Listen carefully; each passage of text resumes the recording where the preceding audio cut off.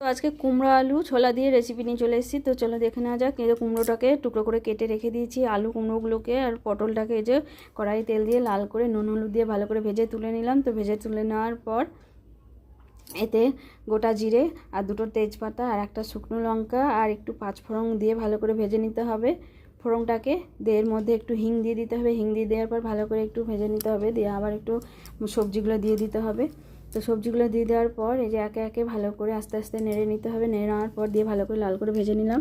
তো ভেজে নেওয়ার পর এবার ভেজা ছোলাটাকে দিয়ে দিয়েছি। ছোলাটাকে দিয়ে দেওয়া একটু ভালো করে দিয়ে ভেজে নিতে হবে। পটলটা এর মধ্যে দিয়ে দিলাম। এবার একে একে নুন আর একটু হলুদ, এবার গ্রেট করা আদাটা দিয়ে দিলাম। এবারে গুঁড়ো মশলাগুলোও দিয়ে দিতে হবে। তো গুঁড়ো মশলার মধ্যে আছে জিরে গুঁড়ো, ধনে গুঁড়ো, তারপরে একটু লঙ্কা গুঁড়ো।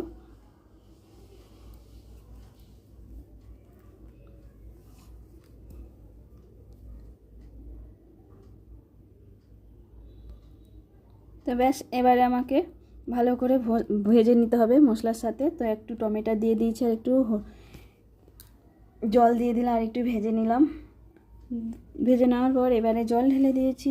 তো জল ঢেলে দেওয়ার পর এবারে ঢাকাটাকে দিয়ে রেখে দিতে হবে।